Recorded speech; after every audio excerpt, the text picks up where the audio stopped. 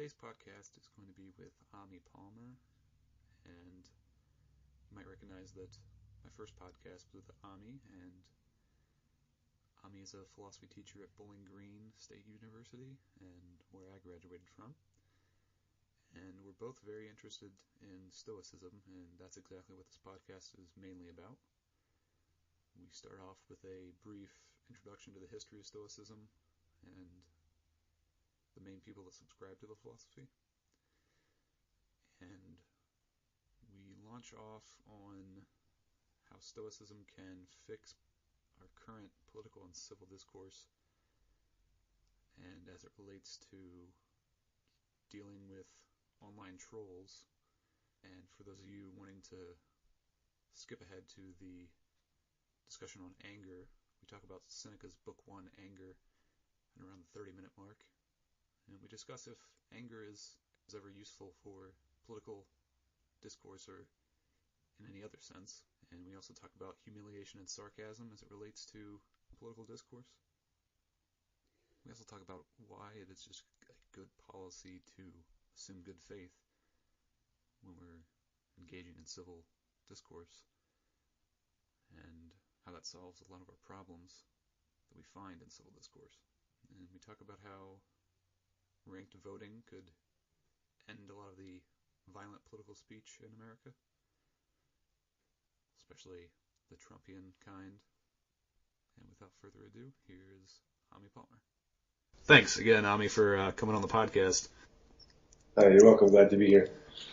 So, today's topic is Stoicism, and in that vein, we're going to be dealing with anger. And so I guess the main jumping off point is going to be just an introduction to Stoicism in general, and why you think it's applicable for modern discourse. Well, let's start here. The ancient Greeks saw philosophy primarily as a practical activity. So basically, if your philosophy didn't have practical application, then not clear why you were doing it. And so out of ancient Greece, and then entering into the Roman Empire, four main schools of philosophy emerged.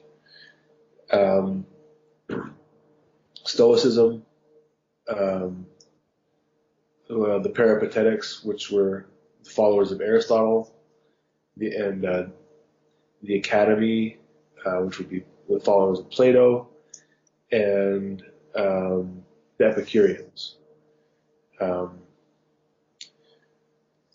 There were other smaller schools, but those were the dominant schools. The Stoics, more than any other school, focused on the practical aspect of philosophy. So, if your philosophy doesn't tell you how to live a good life and doesn't give you practical advice on how to do that, then you're kind of wasting your time. So Stoics are kind of like the physicists, whereas other philosophers, they saw them as like mathematicians that might be doing art for art's sake, basically. Yeah, so that was an especially prominent criticism that the Stoics would level against the academics, the followers of Plato. They were engaged in a lot of theory, a lot of logic, just pure formal logic. But for the Stoics, the purpose of logic is to examine arguments for how we ought to live our lives, not just engage in doing logical proofs for the sake of doing logical proofs. Now, the Stoics, so many of the Stoics were prominent political figures in ancient Rome. So most notably Marcus Aurelius and Seneca and Cicero.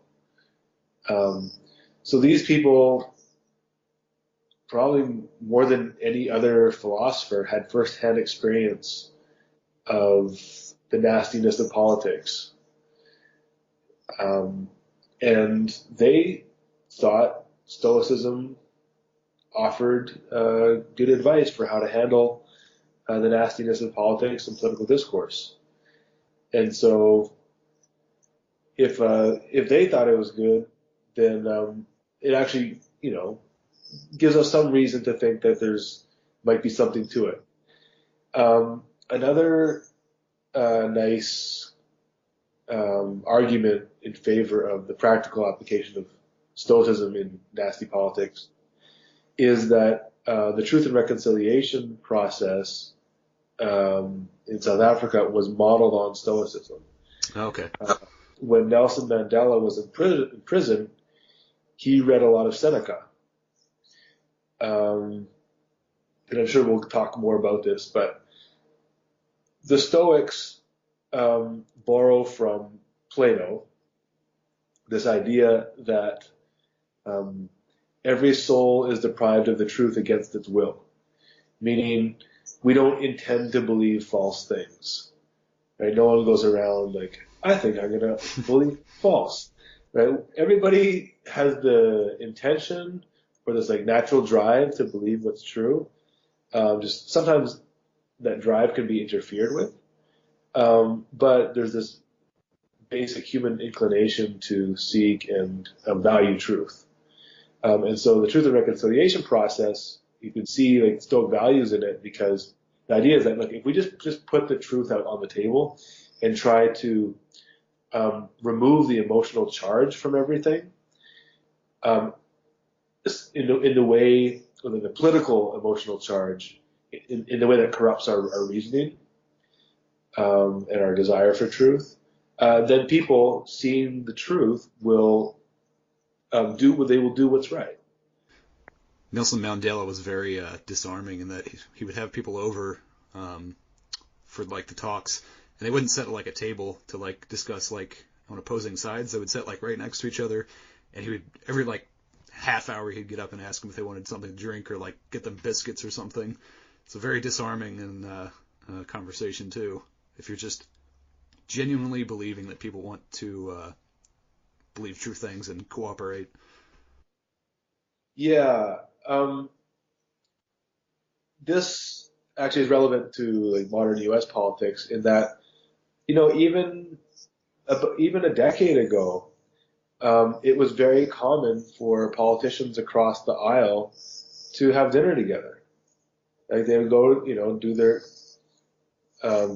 whatever their duties and voting in the Congress and in the House, and then they'd set their politics aside, partisanship aside, and then they'd go eat together, right? And this was especially true of politicians that came out of the Second World War and out of Vietnam, because many of them had been in the military together, and so it was this shared sense of brotherhood or sisterhood, and so they were unified in their concern for the common good, because they saw themselves as all belonging to the same group.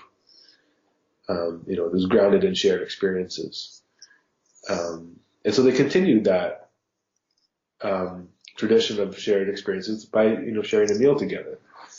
But more and more that is going away from U.S. politics. It's really hard to think someone's nefarious when you're passing them butter for something over a dinner table. Yeah, or their family, their kids. It's a lot more difficult to see them as like the incarnation of evil when you just know them in everyday life. Yeah. Yeah, and so this is like the Stoic thought that people coming out of Plato, right? People are by nature good, and they seek truth and they want what's good for their common good. There are all sorts of things that can interfere with these desires, but when you get rid of the various interferences, then people will want what's good and they'll seek truth. So I guess a quick aside for a question really quick. Do you think that it's sort of depressing to me that I like it, but I don't like it, and that over the centuries we seem like we've come together on our common humanity, but it seems like it's only been through kind of like I guess you could say like a kinship, reciprocal altruism, that people mutually want to see they're doing good to other people because they want to see good done back to them, basically, rather than just doing it because it's good. So I guess do you just see that as a innate consequence that it's just going to be like that people are only going to be interested in people when they have something that they can give back to them? Um, I'm just gonna have to disagree with that assessment. I think you're right that a lot of um, quote unquote altruism can be driven by a desire for reciprocation.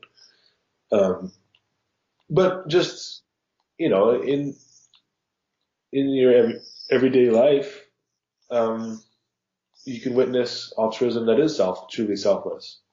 Like genuine altruism.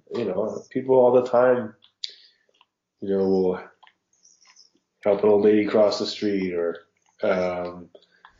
Even something, just I guess, even something as benign as like opening a door for someone. I guess it doesn't hold up there that you want so badly for the door to be held open. You're just doing it because you like to do that for other people. So yeah, I guess you're right there. yeah, and also sometimes we see like online when like something goes viral, like someone experienced some hardship, like some family gets their house burnt down or something like this. Like all of a sudden, whole bunch of people will donate money, right? And we see this in like GoFundMe campaigns for people who are sick or lost something, which, I mean, it's just kind of, in a way, it's kind of a tragedy in the U.S. that like sick people have to have GoFundMe. But, that's the system that the U.S. is stuck with right now. But, so within that system, people do give money. Um, anonymous philanthropy exists. Um, yeah, so I'm not as Cynical in that skeptical. regard. Yeah, I think I'm not as pessimistic about the prospects for genuine altruism. I think it still exists. I think I think that at heart, most people anyway, are decent and try to do good. The reason I bring that up is that's kind of the ideal I've came out of over the past like 6 years, of being just really cynical towards like human nature in general. And I feel like a lot of people, especially in the U.S., are very toxic to uh, hold that ideal, really, because you're just assuming just bad nature for everyone, and that doesn't really bridge any gaps there. I think like if you want to find examples of bad behavior, you will always find it. Yeah. Um, but the same goes for good behavior. If you want to find examples of good behavior, you can find it too. Um, so we don't need to be naive and think that no one's ever going to try to screw us over. Um, but I mean, we have a choice on how we want to see people, because we can always find the thing that will confirm our biases. Um, so it's just like, do I want to go through life distrustful of everybody and assuming that like they're always out to get me, or do I just want to like give people the benefit of the doubt? And yeah, every once in a while I'm gonna get screwed over, but for the most part I'm not. I think it's the more adult view, and certainly the more healthy view on your part, rather than distrusting everyone. Yeah, and from And actually, this goes back to an important point for the Stoics. If the goal of philosophy is to teach us how to live a good life, right? Going around my day all the time assuming the worst of everybody and that everyone's going to try to screw me over. There's no way I can ever approach the good life with that attitude. yeah, Um, but just if I have a baseline assumption that people are genuinely good, Um, I have a much better shot at living a good life. So And the worries disappear. do you want to interject any specific cases? I think we can just talk generally about this, but if you have any like specific discussions in America that would benefit from this, we could talk about that, or we can move on. I will say that national U.S. politics right now is fairly bleak. Um, but we needn't view that like so. One mistake is to take one point in time and say this is representative of how humans are at all times. There were times in U.S. history where there was lots of bipartisanship um, and goodwill across the aisles. So why isn't it the case that we think that is the baseline, right? We're just picking according to our own biases, and we're privileging the present. Um, but like recently there was a bright light in U.S. politics. I can't remember the name of the guy, but there was a Republican who was made fun of by Saturday Night Live. Yeah. Um, and rather than like, very easily he could have, you know, taken up the narrative that typical Democrats are so insensitive, and like he could have used it to like rally the worst parts of the right, to confirm what they want to believe about the left. But instead he didn't go that way, right? He used it as an opportunity um, to set an example. The people at Saturday Night Live did do something that was, not good. Um, he gave them a chance to redeem themselves. Yeah, it can't be a what is that, zero sum game where it's That's right. I mean, that's a big part of it for the Stoics. Is like, yeah, people screw up all the time, and you're going to screw up all the time. But be kind to each other. Give people the benefit of the doubt. Allow them to make up for their mistakes. Right? So that goes for other people as well as yourself. Like, the Stoics have very high ideals for what they ask of us. Um, and the Stoics say that, you are going to screw up. You're not going to meet these standards, very often. But, for like Marcus Aurelius and Seneca talk about this a lot. When you screw up, don't like go, I'm such an idiot. I'm never going to do anything right. And just like give up on yourself. No, just like forgive yourself quickly, right? Rectify the error and then move on and try to do better next time. that it's really a testament to the philosophy that this emerged from the people who saw just literally the worst kind of verbal abuse, bad faith, like in politics, in like ancient Rome and Greece. I mean, it came out of the exact place that was needed the most, but experienced the most amount of examples of bad faith. Yeah, Seneca was the personal advisor for Nero. Oh man. And um, on on uh, on anger and on clemency is written for Nero as he took the throne, because Seneca was like hoping that he could. This was his way of like trying to gently persuade him to embody the characteristics that he was trying to promote. Because Seneca before that had been his tutor. Um, anyway, Seneca at some point tried to leave Nero, and Nero wouldn't let him leave. It all ended up, after several years, Nero ended up making Seneca commit suicide in front of his family. Oh man. Yeah, and he did it, and he just, I think he slit his own wrists, and then according to, the accounts at the time, he remained calm, he remained stoic and true to the philosophy, and just accepting what is. And he knew that, when the emperor wants you die. Like running away isn't going to change that. And he took the Socrates path there. Yeah. I always thought it would be a good like Saturday Night Live bit or some kind of sketch show to show like Seneca or Socrates like talking about how like, oh, death's nothing to worry about, it's gonna be fine, and then as soon as he drinks the hemlock, oh no, what have I done? He just starts like freaking out and man, this hurts. Complaining. Yeah. My tummy hurts. Just the slightest inconvenience to him, he's just like, oh man, I was wrong. Yeah. Yeah,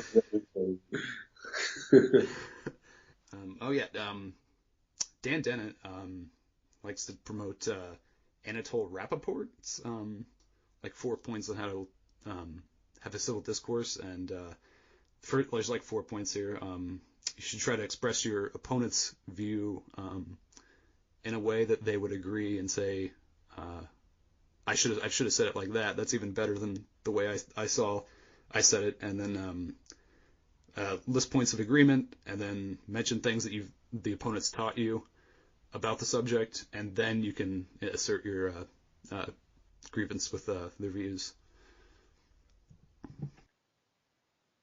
Yeah, I mean, this just goes back to assuming the best of people. That if you just I mean, it's really important to remove the emotional charge from situations uh, before you can actually have any kind of meaningful discussion.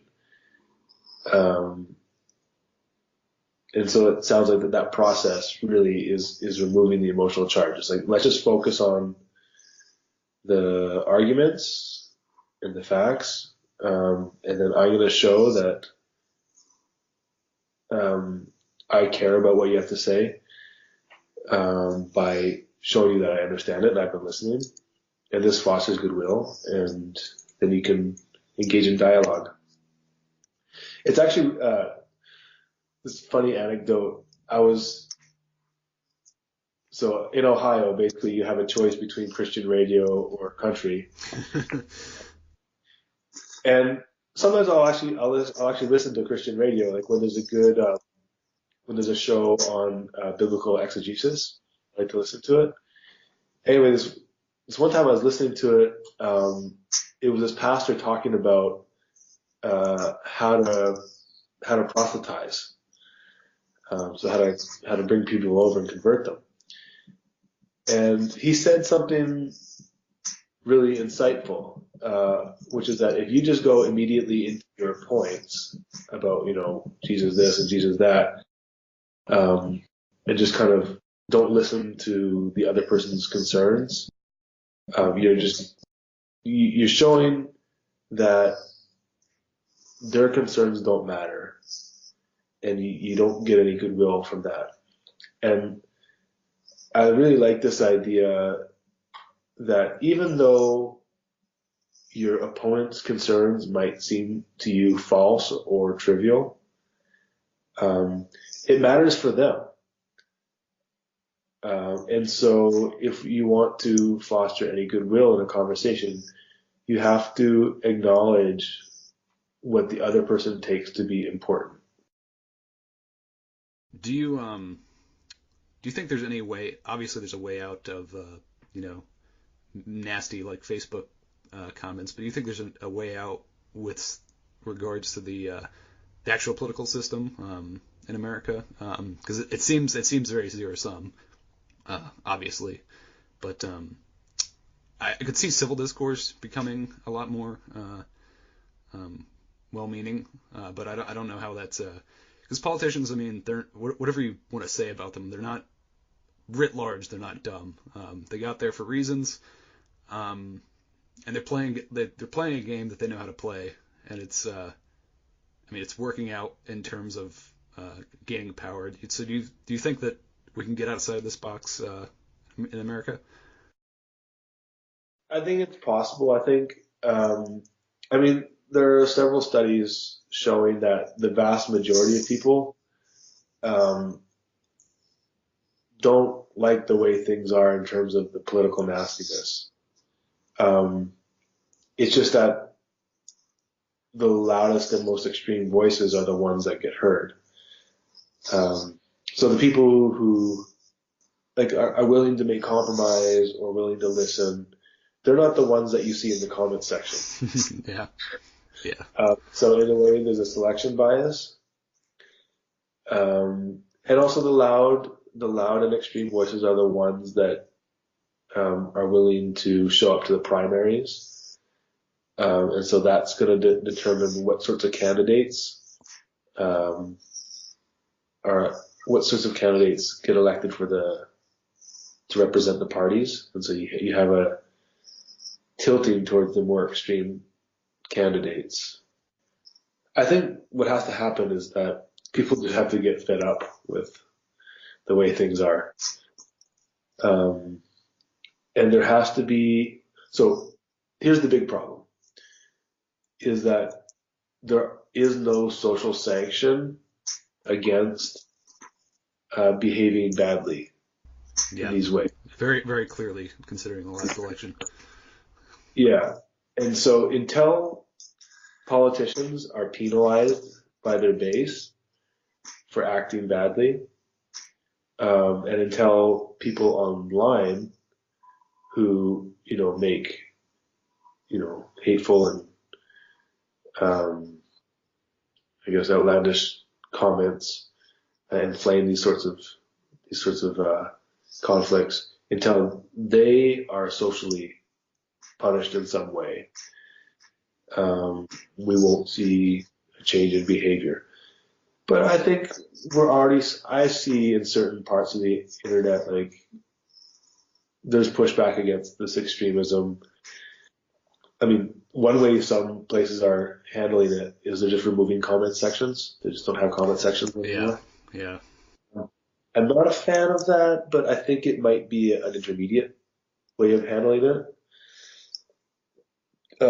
One thing that is a good personal advice, and also just one thing to look out for, is that I've seen this happen a couple times where someone just enters the comment section and they're just like angry and accusatory and, these people are horrible. And someone, like, they're engaging with someone, and then that the person that they're engaging with will just say, "Hey, why are you calling me all these names? All I want to know is whether, X, Y, Z. And, I don't think it's appropriate for you to call me all these things." And then very often when someone does that, the person who was all angry and worked up will respond. They'll like kind of check themselves. They're like, "Oh shoot!" Like they'll realize that they got out of hand. And very often they'll apologize. I see it a lot, actually. And I think so. In a way, I'm kind of hopeful that we're seeing a slow change in norms of discourse. And so, just as a personal note, as something that people can take away from this, is when you see somebody getting all aggravated or, making all these ad hominem attacks, if you're engaged with them online, just say to them, "Hey, I'm just a person like you. I work at this job and I'm just trying to figure this out. Like, can we have a conversation without calling each other names?" And very often the person will just stop and they'll apologize. And so I think, people can contribute to better civil discourse by just nicely calling people out and letting them see, like, in a way that allows them to see what their behavior actually is. And going back to the Stoic idea that people are generally good, and just like, so if you hold up a mirror for them and say, "Look, you're acting this way," and they'll be like, "Oh wait, I'm actually a good person. I don't want to be like this." They'll apologize, and things will settle down. So yeah, I guess, like, along with that is, like, there will always be people on the extremes that you can't reach with reason and you can't reach with civility. But we shouldn't let those minorities dictate how we think of and how we treat the vast majority, who are just decent people who might get caught up emotionally every once in a while. Yeah. Have you What do you think about ranked choice voting? I'm in favor of it. Yeah. Yeah, I think it's a great idea. Um, Did you hear that Radiolab podcast about it? yeah, yeah, I did. Nice. Yeah, yeah. Um, so yeah, in the philosophy department, we do a course on different voting systems and problems with different voting systems.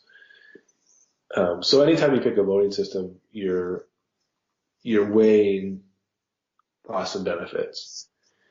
And overall, I think ranked choice is just better.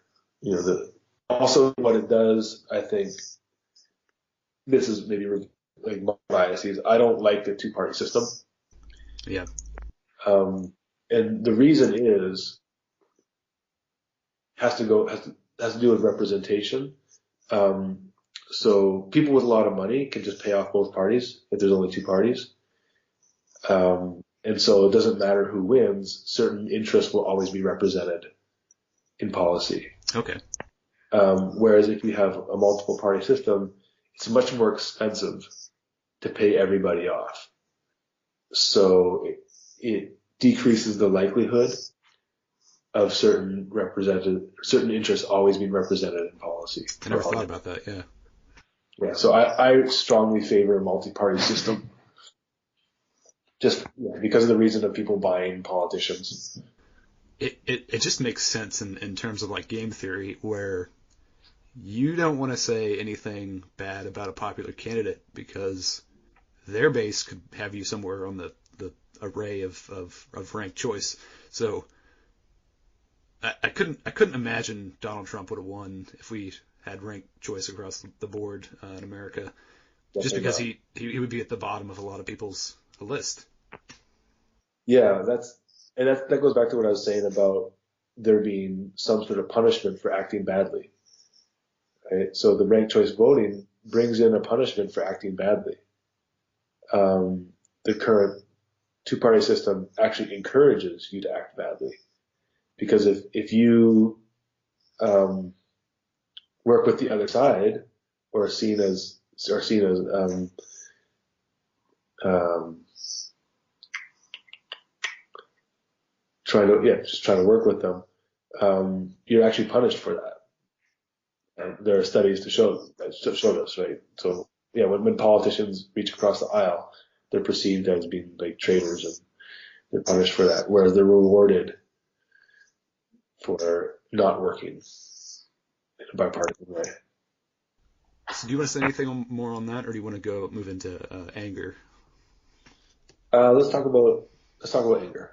Do you want to give a outline real quick on the Stoics' view of anger? Sure.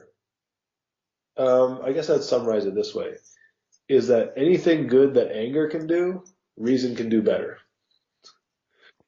The Stoics are concerned with the effect of anger and pity on distorting our judgments of what is just. So anger often pushes us too far one way. We're going to be too severe with our punishments or our judgments, and pity takes us the other way. We're going to be too lenient with our judgments of what people deserve. And reason is in the Goldilocks zone, because reason is what will tell us what is the right amount of punishment. That would be the quick summary. Seneca was really persuasive in Book One, Anger, because he said you can't point to anything that anger does that isn't directly derivable from reason. Like there's just nothing there. Like when you examine, no one is ever punished for being too just, and anger is kind of the opposition to that. So anywhere on the spectrum you go, it really is zero sum in their case. There's just no benefit to going anywhere on the anger spectrum when you can do everything that you need to do reasonably on the even-headed side and the just side, rather than being swayed by anger.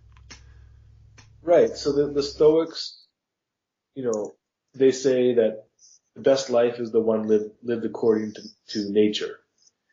And what they mean by that is, well, human nature is to be rational. That's what makes us human. And so when you live and do things in a way that don't conform to reason, you aren't living the best life.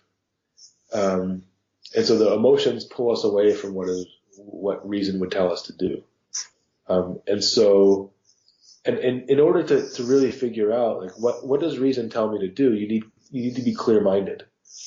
And so what the reactive emotions do is that they deprive us of a clear-minded state where we can reason carefully about what we ought to do. I think I totally agree with Seneca when he says that any any allowance of any anger whatsoever always has the possibility of welling up into becoming something that's uncontrollable. So rooting it out is the best policy, really, and it makes sense. Yeah. So the concern was this, and this comes out of Aristotle, um, that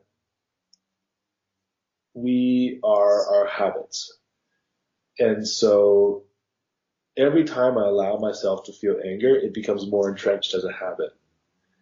Um, and so if I use anger to motivate myself, um, then what's happened? Two things are going to happen. Number one, I'm just going to become an angry person because my go-to resource for motivating myself is to get angry about something. Um, and then the second thing is that actually there's empirical literature on this, is that anger is a really good short-term strategy. If you need to get something done or you need to find motivation for something, anger is really good at getting you up off your ass and getting you to do something. The problem is that it's a horrible long-term strategy for well-being, right? And so part of what the Stoics are concerned about, the overall goal of philosophy is to live a good life. So it's true that anger in the short term can get us to do our goals, but then we become an angry person because we are our habits. So as an angry person, I'm not living a good life. And then all those goals, if I had just reasoned about what is good for me, right, reason should have told me I should have done it anyway. So I need to habituate myself to acting according to my reason rather than relying on anger to get me there. My only argument against uh, anger in general is kind of like an evolutionary one.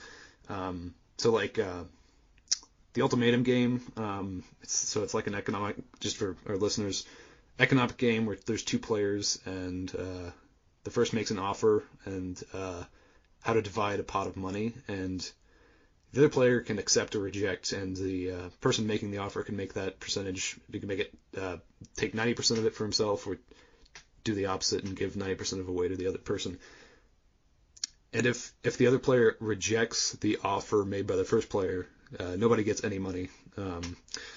And rejecting the offer is based solely on you put these people in like a brain scanner as they're doing it. You can see like the amygdala light up, and whoever's amygdala lights up the most, i.e. basically feels the most anger, is going to reject that offer. And it comes kind of out of a desire to punish. So I guess and this isn't exactly an argument for you to be angry. It's an argument for everyone else to be angry, basically, because you don't get any money if you reject the offer, right? It's totally just throwing yourself on the sword and saying, no, I'm not going to take 30% because that's unfair. It should be 50-50. But you're kind of playing the game theory that rejecting this one offer perhaps will guarantee you more money or more benefit in the long run. So I can't remember where he talks about it, but what do you make of that in general? So I don't see, I mean, to me, this kind of supports what Seneca is saying. Um, so what does reason tell us? Reason tells us that it's better to have something than nothing. right? So, there's $100. So the one player has $100, the other one has zero, and the player with $100 is able to offer me something, right? I have zero. Now they offer me 10%. Now I have $10. Well, I walked in with zero. Now I have $10. I should be happy, right? Reason tells me I should be happy Yeah. because this is basic premise that something's better than nothing, right? I guess the main concern is that you're, going to be a sucker, and that you could get more if you would reject, become angry and reject offers, and basically allow damage to yourself and the other player, which it seems you wouldn't arrive at that choice through reason. Like you just said, you wouldn't reject it if no one gets anything. And again, this is kind of a bad example for Discourse, because it's a zero sum thing where it's like an economic game. But there are instances of this where it is applicable in real life. But but I mean, the best policy is to have everybody else be angry and reject offers, but you accept everything. So we wouldn't have, if everyone was reasonable, we wouldn't have any basis to reject these things, right? Because we could basically allow anybody to make any kind of offer, and we'd be taking 20% of the cut, I guess. Yeah. So, part of this has to do with what the Stoics think comprises the good life, right? So, in this particular example, the Stoics, they wouldn't care either way because money doesn't determine whether I have a good life or not, right? It doesn't mean we turn money down. Like, if someone can give me free money, I can take it. But, ultimately my happiness depends on the development of my virtues. And so for the Stoics, this example is really a good one. But I will say something about game theory and civil discourse. So a related economic game is the iterated prisoner's dilemmas. And there's an economic model or game called prisoner's dilemmas, which I'm not really going to explain. All I'll say is this, is that a prisoner's dilemma shows that according to reason, we should not cooperate with people. Yeah. And then they've had, then with prisoner's dilemmas, they have what are called iterated prisoner's dilemmas. So one criticism of the prisoner's dilemma game is that it's only a one-shot game. Yeah. But Yeah. what matters is establishing like a social reputation for cooperation. And so economists use iterated prisoner's dilemmas where, okay, we're going to play like whatever 5 iterations, or so if someone can build a reputation for cooperation or for not cooperating, which in economic terms, as they say, defecting. So, and they've run they have these computer simulation championships where people come in with different algorithms to see which one is going to be the most successful. And different championships have yielded different games, but one of the most popular strategies is no matter what your partner does, whether they cooperate with you or they defect, your next move is to cooperate. And then, because many people, even if they've done you wrong, they will, and then you cooperate with them, they will now change their behavior to cooperation.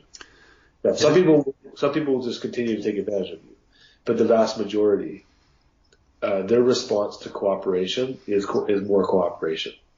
Yeah. Say, I forget what that kind of model of tit for tat is. Tit for tat with forgiveness, basically. You're always willing, even if you get betrayed, to cooperate, and it's basically like, because say you have like 20 iterations of a game, and if you cooperate with the other person, you get 1,000 points each of you, and then if you choose to betray the other person, you get say 750, and the other person doesn't get anything if they choose to cooperate. And then so it's always, so if you have 20 iterations, it always makes sense on the last one to betray the person. But in the long run, so if you get a resume of this person at the start of the round of 20 iterations, you know they're probably, and you see that they've betrayed other players and they have a reputation for this. This kind of idea kind of breaks down, like my argument kind of breaks down in that you can start to not cooperate with the people who are uncooperative, and cooperative partners always, kind of the problem is that cooperative partners always outcompete backstabbers, but it's hard to actually get a cooperative environment going. That's right. Yeah. So anyway, I think people should approach online political discourse this way. I think like when someone, like, as I was talking about earlier, like someone is like calling you names and everything in the comment section, just say, hey, like I'm just trying to figure this out. Is it necessary to call me all these horrible names? So you basically cooperate, just because to be nice. And then very often the response is to cooperate, is to be nice again, right? So I think people should apply this model to civil discourse. No matter what your interlocutor's initial response is, whether they're nasty or nice, reply by being nice, and very often they'll be nice back. If they continue to be nasty, well, there's no obligation to keep on talking to them. Just like don't talk to them anymore. You have that freedom, yeah. Yeah, like just because someone's wrong on the internet doesn't you need to stay like hammering away at the keyboard all night. Go do something else. Yeah, you can definitely tell in discussion boards whenever an argument has reached its turned sour and you need to move on. Yeah. Part of it is knowing when to walk away. I really like. I just want to read a quote real quick about Seneca. The sinner ought therefore to be corrected by warning and by force, both by gentle and harsh means, and may be a better man both towards himself and others by chastisement, but not by anger. For who is angry with the patient whose wounds he is tending? That is a really good outlook to basically summarize what we were talking about earlier, that even if you're punishing someone, if you believe you're punishing them for their own sake, it's just like someone who's recovering from a disease or a sickness. You shouldn't be angry with them. You should try to lead them. I forget. There's another philosopher, probably Marcus Aurelius, that talked about leading lost people through like the woods or something. You shouldn't be angry because they're lost on the way to them. Right. That's Epictetus. I have the quote here. Right. When a guide meets up with someone who is lost, ordinarily his reaction is to direct him on the right path, not to mock or malign him, then turn on his heel and walk away. As for you, lead someone to the truth and you will find that he can follow. As long as you don't point it out to him, don't make fun of him. Be aware of what you need to work on instead. Yeah, those kind of quotes really, to me, they seem like they can, if more people read this kind of philosophy, they would not be willing to put in legislation that punishes like addicts and petty criminals as harshly.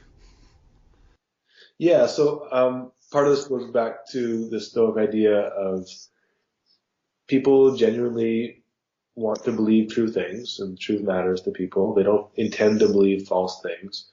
And so like we think about like in trivial believing something that's a trivial matter, believing a false thing, like let's say like UFOs have been to Earth, or like it's kind of trivial. It doesn't matter. It's not really going to impact your life one way or the other, whether it's true. Or like let's say you're doing a math problem for school and you get the answer wrong. Like you didn't intend to get it wrong. You wanted to get the right answer. And like we feel some sort of sympathy and compassion for like people who get like their math problem wrong. But Epictetus would be like, well, if you feel bad for the person who gets the math problems wrong, how should you feel about the person who believes false things about what makes their life go well? You should feel even more compassion for that person. And so when we encounter people that have mistaken ideas about what is good and what will make their life go well, right, rather than be angry with them, we should be compassionate. Because it's more consequence to both parties involved too. So it's even more important. The two things I have left is one, I want to talk about what we talked the other day about making fun of mockery as a form of discourse, really quick, and then how we can punish like leaders like Donald Trump when we think they're like blatantly inciting violence for no real reason other than politics. Yeah. Okay, let me talk about anger. There's one thing I want to talk about. Okay, so there are some important philosophers that argue against the Stoic view of anger. So Nancy Sherman, Martha Nussbaum, and there are some others. And basically what they say is that in the face of injustice, we should be angry. This comes out of Aristotle. So Aristotle believed that there's something wrong with you if you don't get angry at injustice.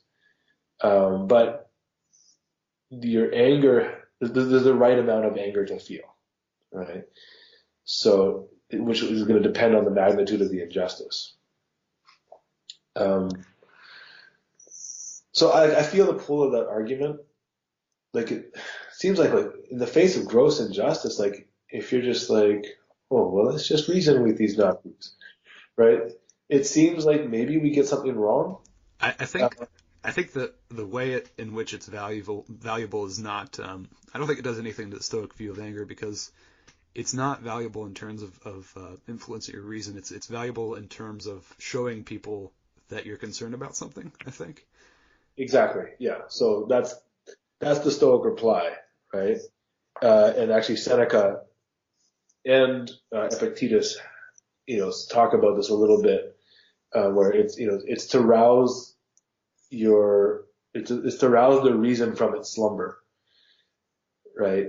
So even like Seneca says, actually, in some parts, where if sometimes you have to feign anger to get people to kind of like snap out of it and realize that something's going on. Like it's a social signal that like, hey, something wrong is going on here, and I'm concerned about it. Now, in the contemporary political environment, I actually think getting angry is counterproductive, because, I mean, if we're talking about the alt-right, for example, I mean, all they want to do, they want to own the libs, right?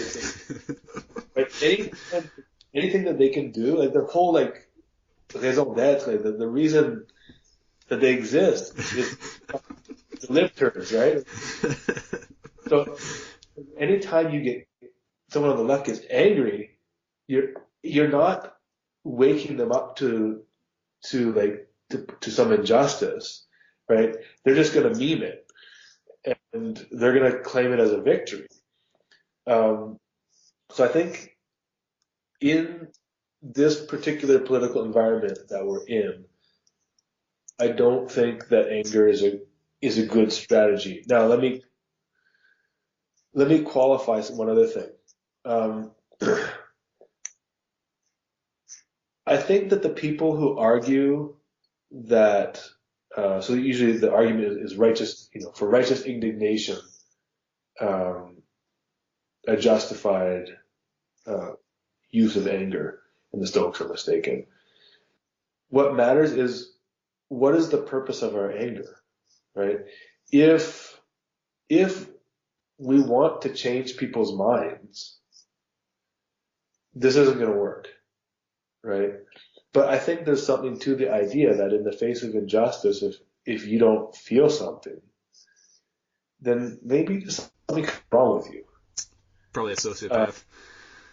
But basically, like, the two views are, we need to be careful about what we think political speech is doing.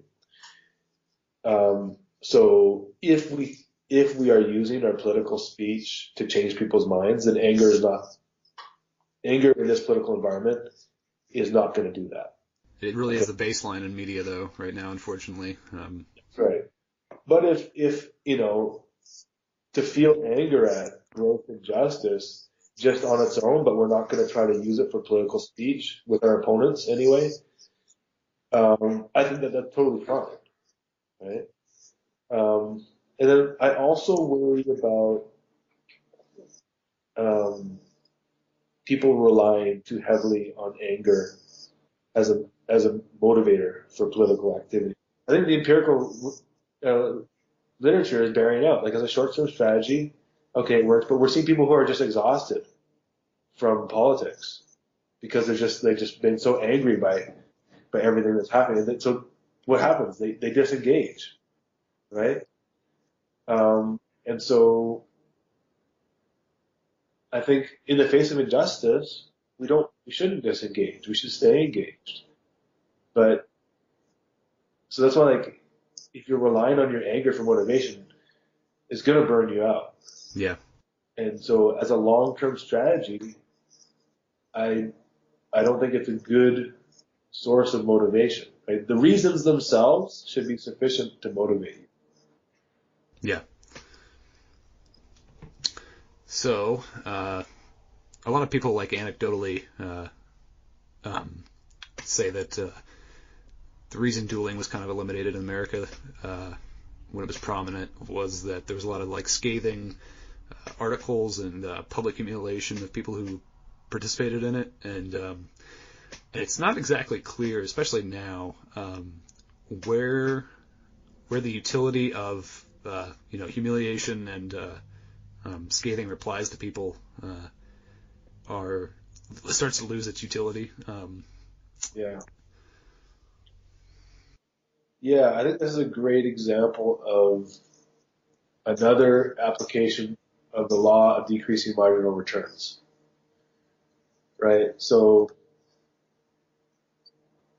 things only have utility up to a certain point. So for those people who aren't familiar with the law of decreasing marginal returns, the standard illustration is, so I have an acre of land, and if I add, um, let's say, 1 unit of fertilizer to that land, I get a certain amount of productivity increase. If I add another unit of fertilizer to the land, I get even more productivity increase. Um, so we're looking at, for each additional unit of fertilizer, how many more units of increased productivity do I get? Now, at a certain point, we can imagine like the other extreme of the continuum, where I have like 10 feet of fertilizer on my acre of land. Well, that's going to destroy all the crops. And so at some point in between like the 1 unit of fertilizer and the 10 feet of fertilizer, the utility or the benefit of using fertilizer started to go down. And so there's the absolute number, there's the marginal rate, right? So at some point, adding an extra unit of fertilizer actually decreased the You're not making a percentage. It's a pyramid. Like you're not making percentage increases. Like if every like layer of a pyramid is a bag of fertilizer. the per acre amount of corn I get for that extra unit of fertilizer. Right. So I just usually illustrate just by thinking about the extremes. Well, if I add 1 more unit of fertilizer from zero, I'm going to get more productivity. But on the other extreme, I have my field is buried in 10 feet of fertilizer.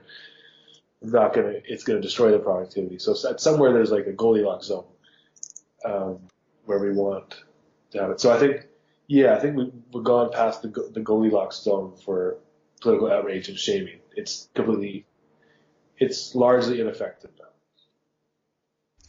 Yeah. I see examples of like, especially people like Sam Harris when they like write like a book like Letters to a Christian Nation. Um, I'm sure he could have written that book in a much more benign manner, but it got a lot of attention, and like he got more attention because he was more He lambasted basically like religious Americans. So there's I guess there's kind of a dynamic where you get more attention, you get more attention, but you don't become more persuasive as you become more critical. But also notice, like, he wrote that book, what, in the early 2000s? Yeah. So it's a different environment, right? And also notice that the new atheists are basically gone. And so the strategy was effective in a particular environment. Because they leaned so heavily on outrage, the strategy became ineffective. Yeah. And people became numb to it. When you over rely on a particular strategy, or especially where that strategy is being overused, like it loses its effectiveness. So we want a political environment where we can hold people who participate in demagoguery to like pretty atrocious results. Like I guess we can argue whether or not the synagogue shooting was causally related to Donald Trump's speech, but whether or not it was, we want a environment where we can both value the credibility of the political speech in terms of if it's true, and we want to remove people who are, basically talking falsehoods just for political ends. But we don't want to, like, you could imagine a world where a politician in Europe is talking about immigrants in maybe too harsh of a manner, but it doesn't take away from the fact that immigration is a problem in Europe and it needs to be addressed. So I guess first of all, how do we determine like the causality of these events? And after we've determined that, how do we can remove politicians who are false, basically wrong in their claims, and how do we keep politicians that are in office that are addressing like real concerns, part of their base, even though it might be causing some detrimental effects of violence. Oh boy. Yeah, there's so many things that would have to happen, but I think it's going to be like an incremental strategy from using various different things, and I don't know if any of these strategies on their own will be very efficacious. There's so many problems, but let me just start with this. So I think there needs to be a way, and I don't know how it's to be done, but there needs to be a way to depoliticize parts of American life that were previously not political. It seems like there are very few non-political spaces anymore, like public spaces that aren't political. Okay, so you mean some like issues like some issues today are politically hot that would not have been 40 years ago. Right. Yeah. So I'm talking both literally and figuratively. So yeah. So there's just like issues, right? That wouldn't have been political issues previously, but have just been politicized. And then I'm talking like just literally like a space where the public interacts that isn't a political space. Okay. Where politics don't come into it. Right. And there are very few of those. I mean, like even, football became politicized. Yeah. Yeah. So, where are the spaces where members of the general public can interact with each other in a non-political way? Right? I think those spaces are diminishing. And so I don't know like what the solution is. I don't know how to do it, but there need to be spaces that are non-political because, in order for people to feel as though they're part of the same group, they have to interact in a way that allows them to feel like they're part of the same group. But when you enter a space already feeling like you're part of one group and they're part of the other group, you get the in-group, out-group dynamics, right? So in order to rebuild the idea of American identity, that isn't, either Republican or Democrat. You need spaces where people can interact in that way and build those types of bonds. So that's one thing. Another thing would be how the media cover events and what politicians say. So actually NPR just talked about this the other day. And so I'm just going to basically paraphrase what they say. It's similar to something I do, but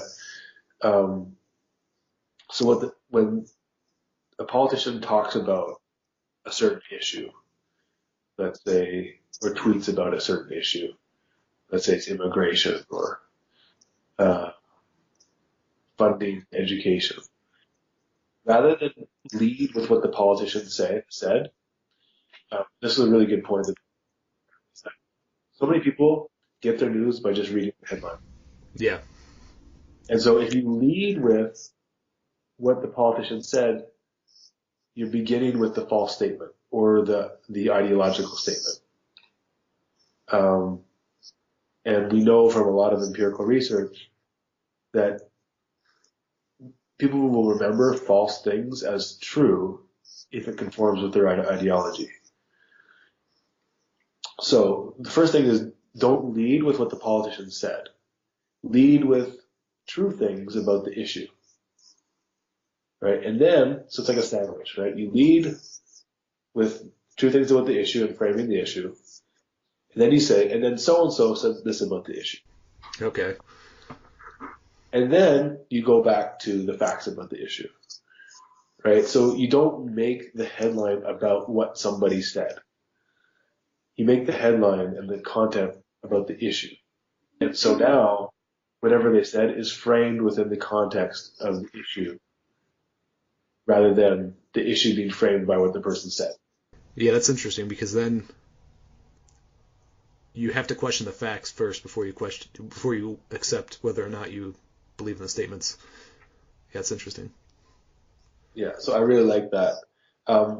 Because I do something when I'm more careful, like when I post something on Facebook that has to do with false narratives, I do something similar. So, for example, I'll do this a lot with anti-vax stuff. So it's a common anti-vax argument that herd immunity doesn't work, or even some anti-vaxxers say that vaccines don't work, right? So I will say, you will often hear anti-vaxxers make the argument that vaccines don't work. However, and then I'll post an article, like recently, there was that religious school that has the highest rate of exemptions. Oof. Any school in the state or something like that. And they had like a major chickenpox outbreak. I said, this is the anti-vaxxers are making a claim, right? If someone isn't vaccinated, they will have a higher rate of resistance. I said, well, it's very easy to test the hypothesis. And I'll say, so here's an article where one school had a high rate of vaccine exemptions and another school didn't. And it turned out that the school that was unvaccinated had the higher rate of infection. This falsifies the claim that they make. And so I just try to state it very matter-of-factly, and this is the argument that they're making. Here's the evidence against that argument. Yeah, because Donald Trump has definitely smuggled in a lot of fallacious statements about immigrants, obviously. And it's not that the media didn't check them or didn't call them out. It's that they didn't do it in a, I guess, appealing way. Yeah, so I think the way to, let's use that example. So if I were writing an article on the hordes that are coming to attack the U.S., I would lead with something about international law on refugees, right? So international law on refugees, which was written by and signed by the U.S. In part, is that refugees have to seek processing or have to apply for refugee status at a port of entry for the country where they want to be a refugee. So explain what international law is first, and then say some politicians are saying that refugees should not come into the U.S. because it violates the law. However, as we have seen, Geneva Convention was in 1948, and then again in 1956 or whatever, I can't remember the years. We can see that the law that the U.S. signed and helped draft, actually, this is the way that they come in according to the law. And so what do? We frame the issue with facts, right? Without even going to the politicians first. Now we've set the context for the reader to evaluate the strength of the claim and the validity of the claim by the politician. Then we get the politician's claim, but we've already situated it in its right context, right? But if we lead with, Donald Trump said this, well, if you're against Donald Trump, you're gonna be like, that guy's an idiot. And then if you're for Donald Trump, you're gonna be like, you're just gonna ignore whatever follows in the evaluation of this claim. So how do we punish politically people who are saying these things without compromising democracy, basically? Right. So I think one good solution would be moving to ranked choice voting, at least in local elections. You might not be able to get it for the national level, but if you go ranked choice voting at local elections, which there are a lot of cities now that are starting to do it, and I think there might be some states. Yeah, there is some place in California does it. Yeah, I know San Francisco does it for its mayor. But anyhow, what you're going to do is you're going to reestablish the norms of political discourse in those areas. And so when politicians at the national level violate those norms, they'll be punished for them because they contradict the local norms of political discourse. Right? So right now there's no difference between local and national level elections in terms of how they're run. But if you can establish certain values at the local level, those will have upstream effects to the national level. I'm from Canada. Canadian politics are nothing like U.S. politics. It's a lot more benign, right? It's way the things that politicians say in the U.S. you would never get away with in Canada. I think part of that has to do with the fact that we have a three-party system. Right? So part of it is having multiple parties, and I think ranked choice voting will help bring in more parties. And also the ranked choice voting punishes bad behavior. Yeah. You got to start local. You can't jump right up to the national level. You reestablish the cultural norms at the local level through ranked choice voting. Do you want to add anything else, or do you think that's a good stopping point? Let me just say this. I think that when we're engaged in political discourse, which usually happens online, we need to begin by finding common ground, showing that whether we actually do or not, but we actually want to show that the person we're talking to that we do care about their concerns. We don't want to just dismiss them out of hand. Later on in the conversation, we might provide an argument for why they aren't actually things that we should be too worried about. But up front, we need to show that, okay, this is something that we can actually think about, right? Now, we can do all those things. We can be nice to the person that we're talking to. But at the end of the day, if that person continues to be nasty or just like what I call logic chopping, where they just like constantly requiring you to give proof for things that really the burden of proof actually falls on them. And they clearly they're not interested in truth. They're so caught up in their ideology. They're just out to, maybe not, troll might be too much of a strong word. I don't want to like impute those intentions on someone, but they're just not in the space where they're going to change their mind.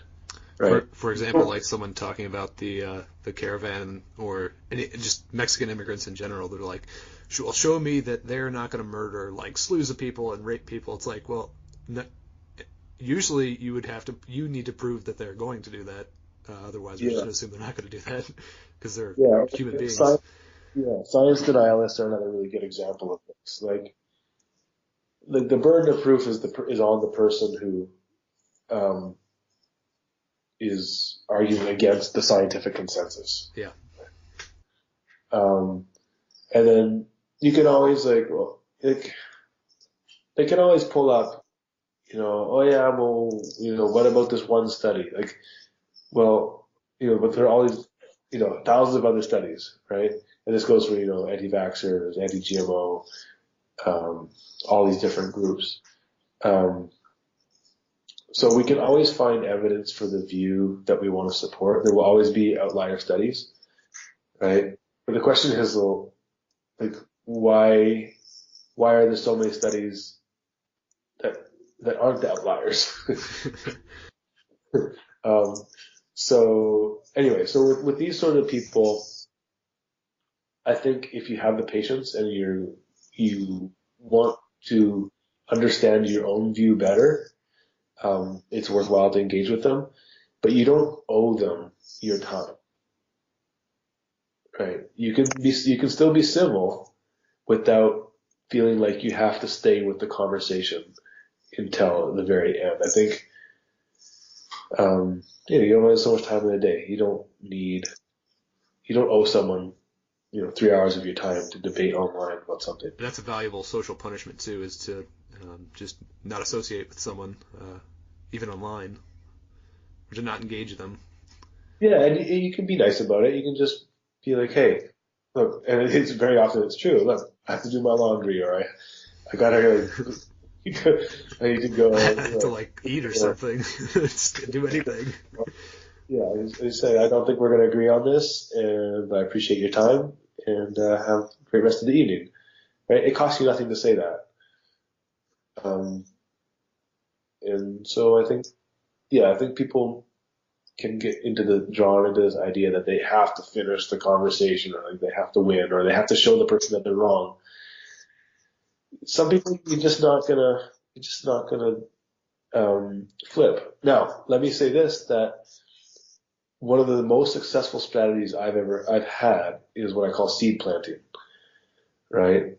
So I'll engage someone a little bit, and I'm planting seeds. I'll ask questions. Right? And I'll get them to think about their own view. And I know for a fact that several of my friends that were conspiracy theorists or science deniers, over the years of interacting with me, changed their views. And why do I know that it was me? Is because I see them now using the same arguments, exact same arguments I used with them, 2-3 years ago. Right? So I don't think we should expect people, that's the other thing, we shouldn't expect people to change their minds right away. In fact, they won't. And they shouldn't. Because, beliefs aren't independent of other beliefs. And so changing one belief means changing other beliefs too. Especially means changing your beliefs about who you should trust. And we shouldn't change who we trust at the drop of a hat. So I think it's entirely rational for people to hold on to beliefs, even if the arguments aren't there to support them after a while. It just takes time. And so we should see ourselves in political discourse as planting seeds, not as trying to change someone's mind right there and then. You're just setting yourself up for frustration. Yeah, that's good. Anything else you wanted to touch? That's it. Cool. Again, thanks for the time. Thanks for coming on. Pleasure. Enjoy a lot.